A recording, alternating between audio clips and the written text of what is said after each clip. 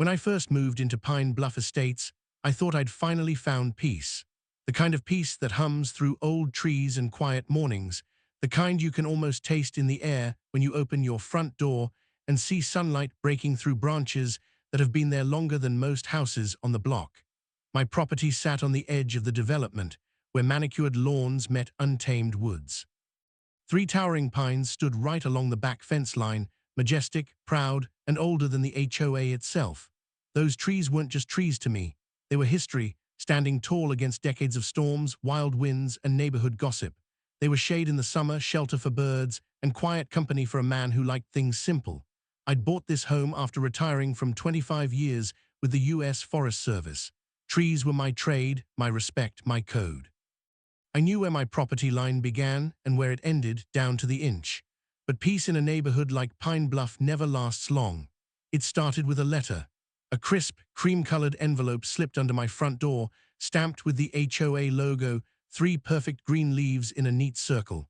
The message inside was polite, in that artificial way people pretend politeness while cutting deep.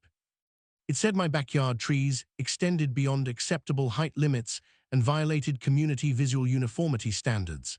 I remember staring at those words, trying to process how anyone could find fault in something so natural. The letter was signed by Karen Porter, HOA president. Everyone in the neighborhood knew Karen. She was the kind of woman who carried a clipboard like a badge and believed power came with property taxes. She had a smile that never reached her eyes and a tone that turned neighborly chats into interrogations. Her husband worked somewhere out of state, and she filled the empty hours policing mailbox heights and lawn edges. I'd seen her prowling the sidewalks with her phone out, snapping photos of driveways and paint colors, reporting what she called violations. At first, I ignored the letter. The trees weren't a violation. I'd had them surveyed years ago, every root and branch well within my boundary. The map from the county office confirmed it. Still, I knew how people like Karen operated. She saw control as her right and compliance as a form of respect. A week later, I noticed the first sign of escalation. A yellow flag appeared near the fence line, stuck into the soil right under the largest pine, the kind of flag utility companies use before digging, but I hadn't requested any service. I pulled it out and tossed it aside. The next morning, 2 more flags had taken its place. That's when I realized Karen was sending a message. She started walking her dog past my house twice a day, always slowing down near the trees, always watching. The dog, a small white poodle named Bentley, never strayed far, but she lingered, inspecting, taking photos. She didn't wave. She didn't need to. Her silence was enough. I began to feel that quiet tension, the kind that builds before a storm. You tell yourself not to care, not to let it in, but there's something about being watched that gnaws at you. I started noticing small things, footprints near the fence, a broken twig that hadn't been there the day before. Maybe kids, maybe animals, or maybe Karen.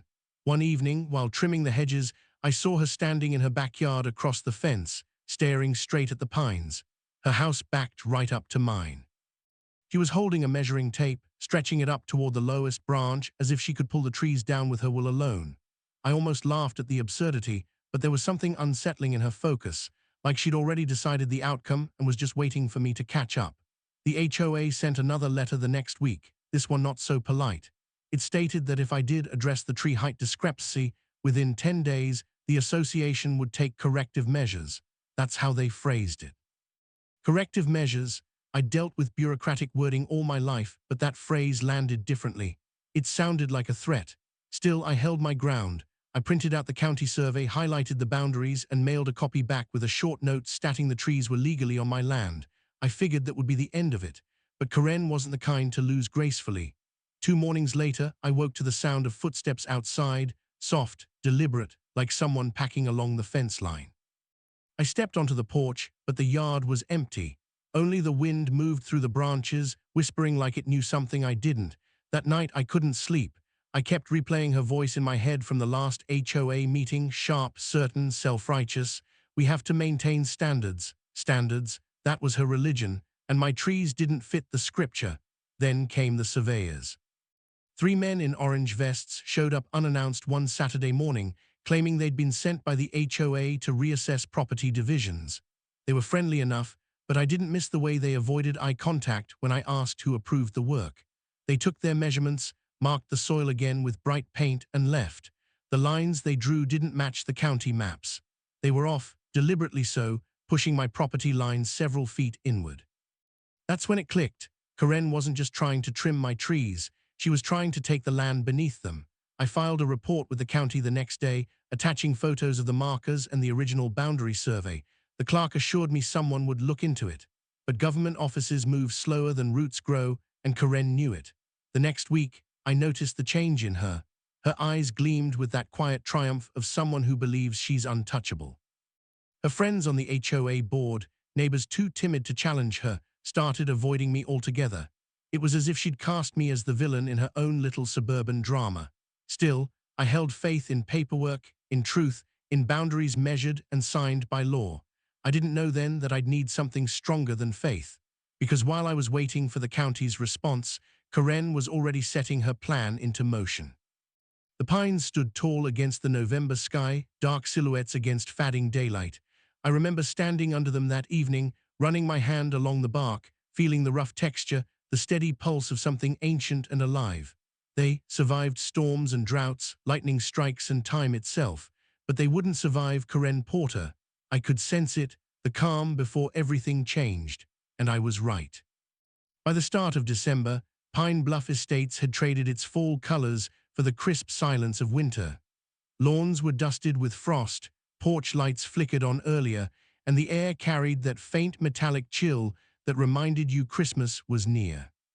The whole neighborhood seemed to quiet down, except for Karen Porter. Her house sat across the cul-de-sac, perfectly symmetrical with cream siding and green shutters that matched the HOA logo. She decorated earlier than anyone else, every light bulb identical, every wreath scented. It was the kind of perfection that didn't celebrate the season, it enforced it.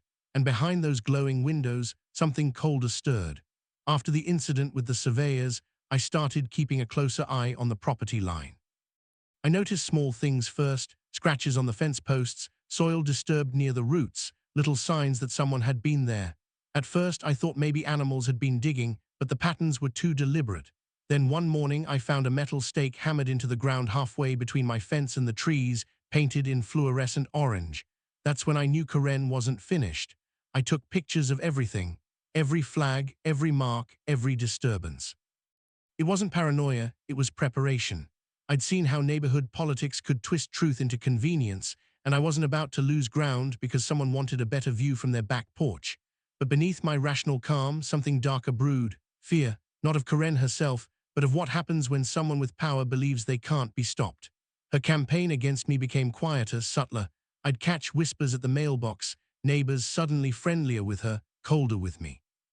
At HOA meetings, her eyes would flick toward me as she spoke about non-compliant vegetation and uncooperative homeowners.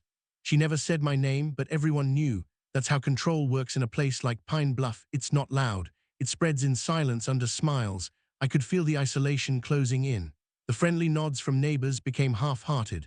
Conversations stopped when I walked by. Someone even left an anonymous note on my doorstep. Just cut them down. It's not worth the fight. The handwriting was neat, careful, and carried the weight of surrender. The next sign came from nature itself. Mid-December brought a heavy windstorm, the kind that bends trees and howls through gaps in the siding. When it passed, I walked the perimeter of my yard to check for damage. The pines had held firm, but I noticed something odd, a fine white powder scattered near the roots. It wasn't frost, it was sawdust. Someone had cut into one of the trunks. Not deep enough to kill it, but enough to wound. That night, I couldn't shake the image of her standing out there, under the dark, with that same clipboard she always carried, directing someone else to make the first cut. I started locking my gate and installing motion lights. It wasn't just about the trees anymore, it was about the principle of intrusion, the violation of trust. In a neighborhood built on appearances, privacy was the last refuge, and she was breaching it inch by inch. The HOA letters kept coming, each one colder, more aggressive. They demanded immediate compliance and threatened administrative fines that stacked by the day. When I appealed, the board denied it without a hearing. I knew then that the board wasn't hers, they were her. She had them wrapped around her finger with charm and fear, and together they moved like one organism, efficient and heartless. I tried going to the county office again, but the clerk had changed her tone. She spoke slower, more carefully, as if reading from a script. Apparently the survey results were being reviewed, delayed due to a pending clarification request filed by the HOA. It didn't take much to guess who filed it. The delay gave Karen time, and time was her favorite weapon. Each morning became a ritual of tension. I'd wake early, make coffee, and step out to the porch just to see if something new had changed. Maury stakes, Maury paint lines, the slow encroachment of an invisible war.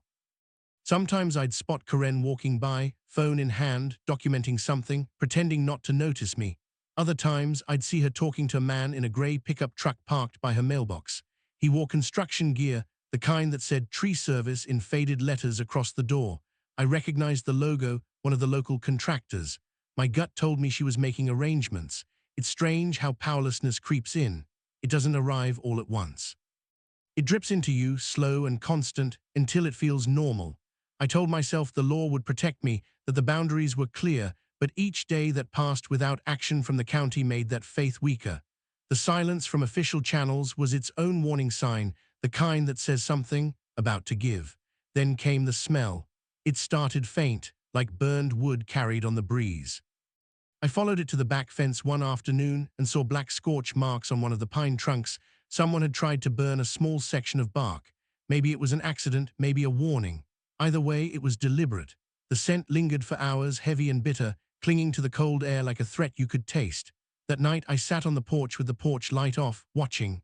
The street was still, bathed in the dull yellow glow of street lamps. Every house looked asleep.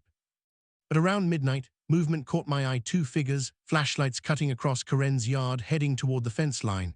They were quiet, professional, moving with purpose. I didn't confront them. I wanted evidence. I watched as one of them knelt by the tree line, unrolling what looked like a measuring tape, while the other took notes.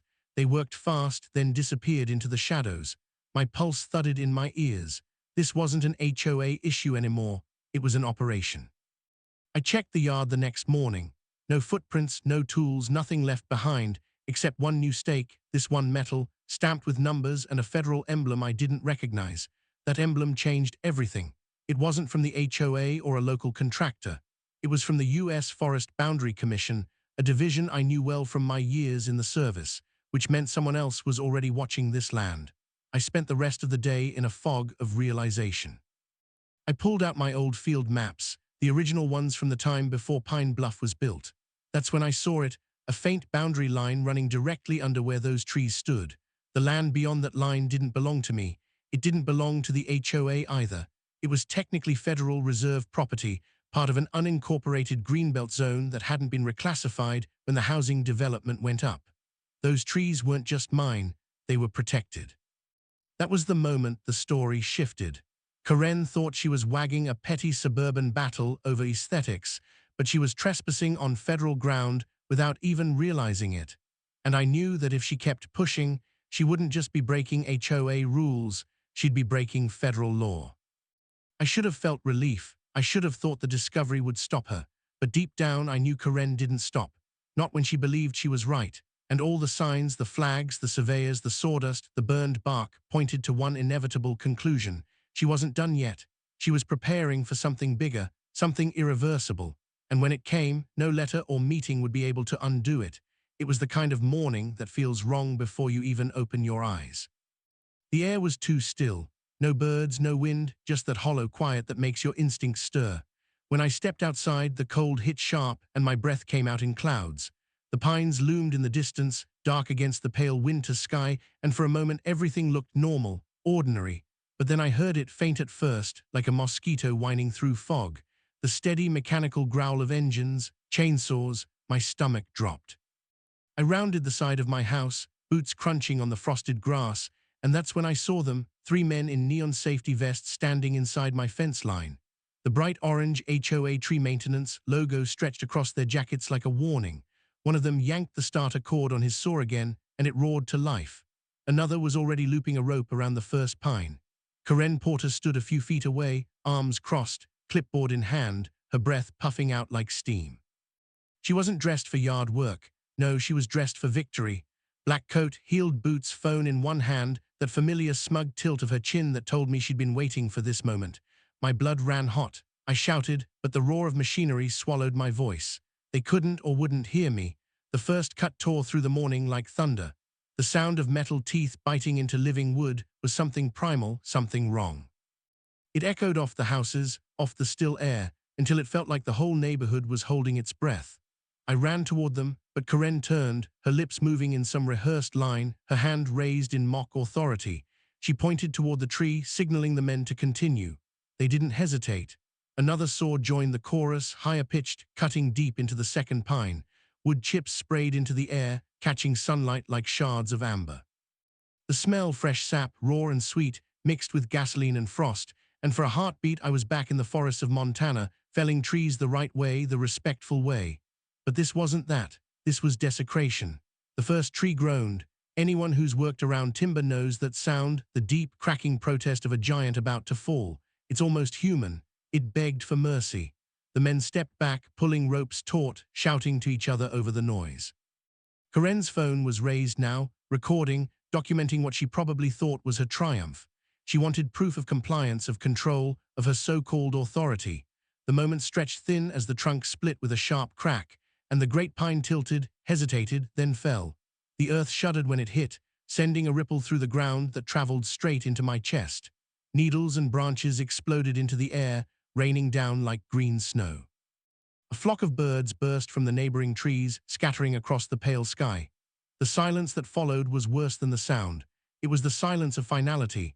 I stood there, stunned, every instinct warring inside me, rage, disbelief, grief. She'd done it. She'd actually done it. My warnings, the surveys, the flags, the truth, it hadn't mattered. She crossed the line in every sense of the word. The men moved to the second tree without pause, efficient, practiced. Karen spoke into her phone, packing near the fence, probably narrating some twisted version of events about how the homeowner refused compliance and forced her to take necessary action. Her tone was calm, self-righteous. She had no idea what she'd just done, because those trees weren't just mine. They were federal property, land-owned, marked, and protected by the United States government. I wanted to stop them, to yell, to do something, but part of me froze. Not out of fear, but out of grim understanding. There was no stopping it now. Let her dig her own grave. Let her hang herself with her arrogance. The second pine came down harder than the first, slamming into the earth with a deep, splintering crash that sent dust and debris swirling through the air. My fence shattered under the impact, boards snapping like bones. One of the workers cursed, waving through the cloud, his chainsaw whining to a stop. Karen didn't flinch. She stepped closer to the stump, examining the exposed rings as if she could find justification hidden in the wood grain. Her lips moved, maybe counting, maybe composing the report she'd file later. I remember thinking how small she looked standing next to something so ancient, so powerful, and how little she understood the weight of what she'd done. The third tree was still standing, proud and alone, its roots trembling from the vibrations of its fallen kin. The men hesitated this time. Maybe they sensed the unease in the air, the unnatural stillness that followed destruction. But Karen waved her clipboard like a command baton, barking orders only she could hear. They obeyed. I stepped back onto my porch, silent, every muscle coiled. The law would handle this now. Not the HOA, not me, the law. There were cameras around the neighborhood, security feeds, witnesses. She signed her name on every letter, every notice, every order. I didn't need to fight her anymore. The earth itself would testify. When the final tree fell, a gust of wind swept through the yard, scattering pine needles across the frost. The men powered down their saws, the last echoes fading into the stillness. One of them turned to Karen, said something that made her pause. Her expression shifted, confusion, maybe worry, but she brushed it off. She snapped a few final photos, tucked her clipboard under her arm, and walked away like she'd finished a chore. The workers loaded the logs into their truck, dragging branches, packing sawdust into piles. When they were done, the ground looked scarred, wounded. Where there had been 3 tall sentinels, there was now a clearing of stumps and shattered roots. I could see farther into the forest behind the fence now, but it didn't feel like space, it felt like absence. As the trucks drove off, their tires left muddy tracks cutting straight over the boundary line. I followed one of them with my eyes to where it crossed that faint metal stake, the one with the federal emblem, the one that marked the invisible border Karen had just violated. It gleamed under the pale sun like a silent witness. I stood there until long after the noise faded, until the neighborhood returned to its artificial calm, but something fundamental had shifted. The balance was gone. The air felt different, heavier. Even the houses seemed to stand a little straighter, as if waiting for what came next. Karen Porter had won her little neighborhood war, but she had no idea she'd just declared a federal one. When night fell, I sat by the broken fence, looking at the stumps that remained. I traced the edges of one, still warm from the chainsaw, and thought about how arrogance blinds people, how power convinces them they're untouchable until the law reminds them they're not. In the distance, I saw Karen's living room lights glowing through her sheer curtains. She was hosting her weekly HOA gathering. I could almost imagine her laughter, the clinking of glasses, the whispered congratulations from her board members. But I also knew something she didn't. By morning, the federal boundary inspection logs would show activity. The U.S. Forest Boundary Commission didn't take kindly to unauthorized clearing on protected land. By the time Karen woke up to admire her new view, her name would already be on a list she'd never wanted to be on. And for the first time since this war began, I felt calm again. Not the fragile peace I once sought in this neighborhood, but a deeper calm, the kind that comes from knowing justice doesn't need a witness. It just needs time. Because out here, even in the suburbs, every action leaves a mark. And some boundaries, once crossed, never fade. The morning after the trees fell, Pine Bluff Estates woke to an unfamiliar tension. The kind that hums under the surface, invisible but undeniable. Even the air felt heavier, thick with the residue of gasoline and sawdust. From my back porch, I could still see smoke rising faintly from the torn earth where the pines had stood, ghosts of what used to be. Karen's house across the street gleamed in the soft winter sun. Her flag swayed neatly in the breeze, and her porch wreath was perfectly symmetrical as always. On the surface, everything looked calm, but I knew something she didn't. At 9:43 a.m., a white government SUV rolled into the neighborhood. It didn't belong there. The decal on the door, small but unmistakable, bore the insignia of the U.S. Department of Agriculture Forest Service Division. Two inspectors stepped out, one middle-aged man with a clipboard and a younger woman carrying a field tablet. They looked around briefly, then headed straight toward the back lots. They didn't need directions. They knew exactly where to go. From my kitchen window, I watched them move along the fence line, scanning the ground, photographing the stumps, and marking coordinates. Their motions were precise, clinical, but beneath their calm, I could sense what they were thinking. This wasn't routine. It was an incident. Word spreads fast in a neighborhood like ours. Within an hour, curtains were twitching, phones buzzing. Karen emerged from her house in a bright red coat, walking briskly toward the inspectors, her usual confidence in every step. Even from a distance, I could see her trying to take control, gesturing toward the trees, pointing at my house, her mouth moving in fast explanations. The inspectors barely reacted. They listened, nodded once, then continued their work. The younger woman pointed at the stake with the federal emblem and jotted something on her tablet. When Karen reached for it, the man subtly stepped between them. That tiny movement told me everything. This wasn't a neighborhood issue anymore. I didn't approach them, not yet. I wanted her to feel the silence, the slow unraveling of her own certainty. She'd spent months pulling strings, writing letters, twisting the narrative. But now, for the first time, someone else was holding the clipboard, and it wasn't hers. By afternoon, two more vehicles had arrived, one from the county zoning office, another unmarked truck carrying survey equipment. They set up tripods, laser scanners, and a series of ground markers across the property line. It looked like a small construction site. The HOA board members began to appear, drawn by curiosity and fear, gathering on the sidewalks in neat clusters like birds unsure where to fly. Karen stood at the center of it all, her arms crossed, chin high. But her eyes, those calculating, unflinching eyes, were different now. They flicked from the inspectors to the stumps to me, narrowing each time our gazes met. The hours crawled by. The officials measured, took soil samples, and photographed the fallen trees from every angle. They didn't say much, but the tension in their posture was telling. When professionals move that carefully, it's not because they're unsure, it's because they're documenting evidence. Around 3 in the afternoon, a black sedan pulled up. The driver stepped out wearing a dark coat with a small gold badge clipped to his belt. He wasn't from the HOA, he wasn't from the county either. His presence turned heads. Karen froze mid-gesture when she saw him. The man walked straight toward the inspectors, exchanged a few words, and then turned his gaze toward her house. I couldn't hear what they said, but I didn't need to. The rhythm of the scene spoke for itself. Karen began to argue, her movements sharp and defensive, but the man remained steady, expressionless. He pointed toward the fallen trees, then to the metal stake in the soil. Whatever he said next made her flinch, just slightly, before she gathered herself again. When the group finally dispersed, One of the inspectors broke away and approached my house. I met him halfway down the driveway. His tone was polite but formal, thankful for my cooperation, asking for permission to confirm my property boundaries, requesting copies of the original county survey. I handed him the documents I'd kept ready since this all began. He flipped through them quickly, nodded once, and said, "You were right about the boundary." That's all he said. But that was enough. By sunset, the officials packed up their gear, leaving a series of orange flags and a small metal sign planted near the stumps. "Federal property, under investigation, do not disturb." Karen watched from her porch as the vehicles rolled away. Her expression was unreadable now, no victory, no fury, just a hollow, quiet disbelief. She didn't wave to the neighbors that evening. The usual HOA patrol she conducted around the block never happened. Her lights stayed off long after dark.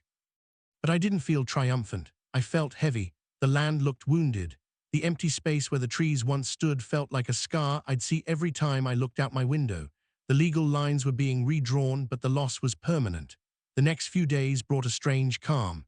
No letters, no confrontations, only silence and the faint sound of rain tapping the windows. But beneath that calm, the machinery of consequence had already started turning. The county posted a temporary halt order on all HOA maintenance projects pending review. Contractors who'd worked for the association began receiving calls from investigators. The men who had cut down the trees were summoned for questioning. And then, one morning, an official envelope appeared in every mailbox in Pine Bluff. Every resident received a notice from the U.S. Department of Agriculture.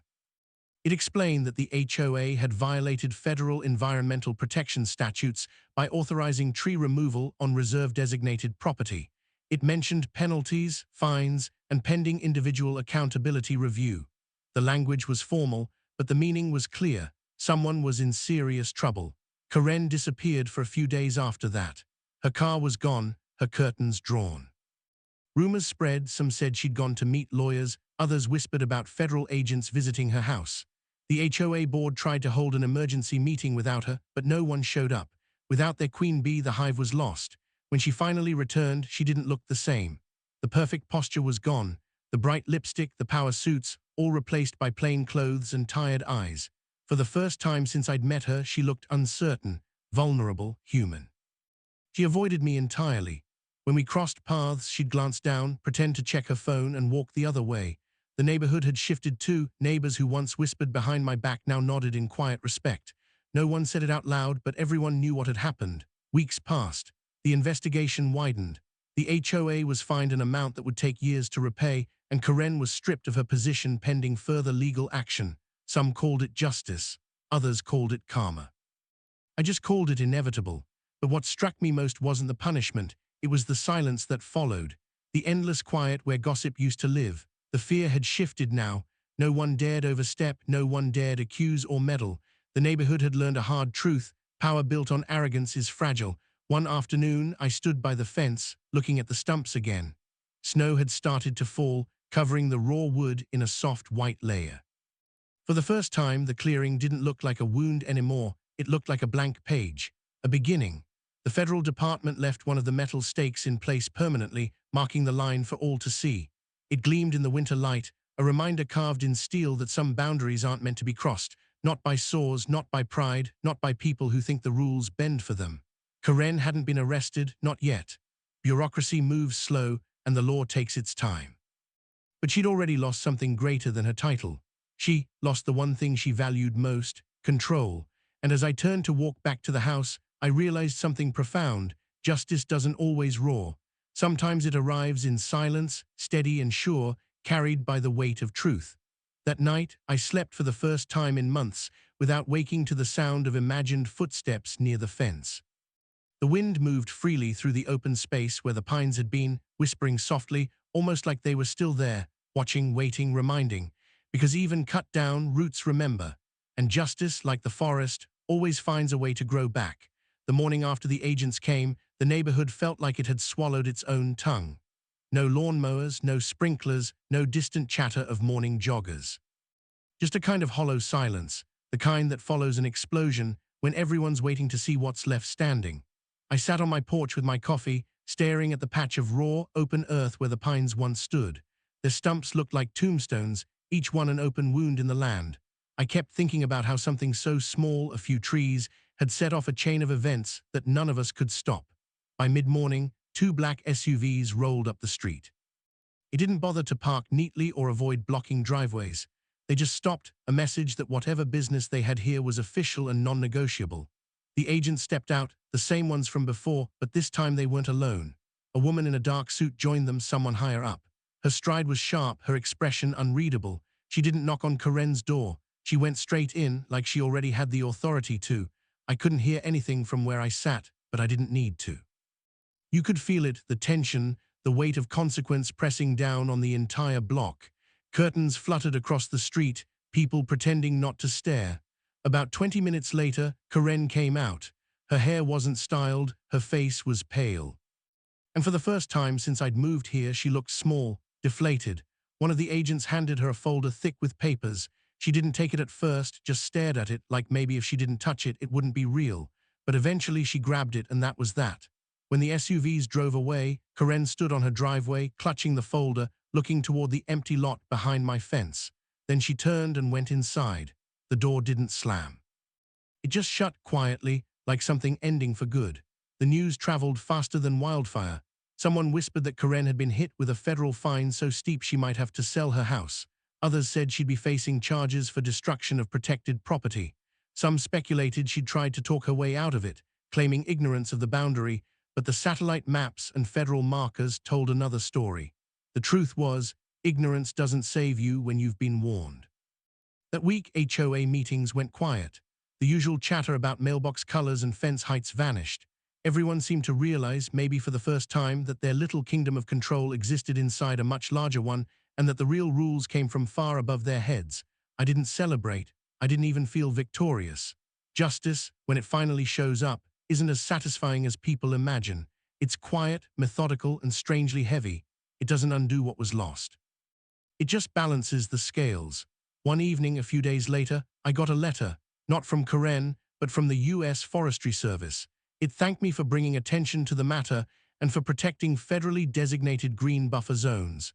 The letter went on to explain that replanting would begin within the month, new saplings to restore the buffer area, funded by penalties collected in the case. When I walked out to the fence line that night, the air felt cleaner somehow, like the earth itself had exhaled. The moonlight caught on the raw stumps, turning them silver. For the first time in weeks, I felt something close to peace. Karen's house stayed dark most nights. She stopped coming to HOA meetings. The group floundered without her, a headless body of people who didn't know how to function without someone barking orders. A few even came to me privately, apologizing for not speaking up sooner. I didn't say much. There wasn't anything to say. Then one Saturday morning, a moving truck pulled up to Karen's house. The curtains stayed closed, and no one came out to say goodbye. The truck was gone by noon, and by evening the for sale sign was planted in her yard. Just like that, the queen of the HOA was gone.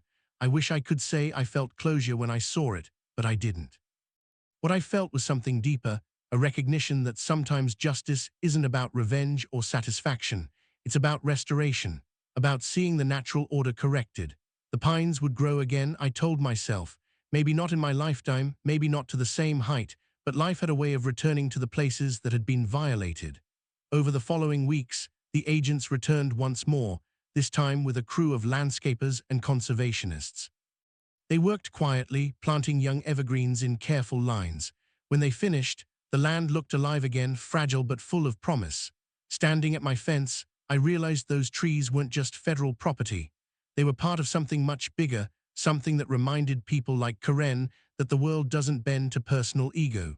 Nature, law, and time, they all have a way of reminding us who's really in charge. As the sun set behind the young saplings, I felt the weight of everything that had happened lift just a little.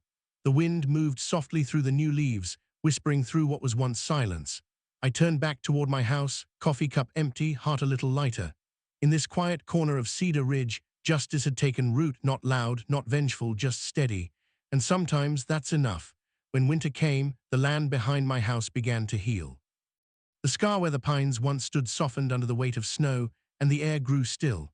From my back porch, I could see the faint outlines of the new saplings the Forestry Service had planted months before.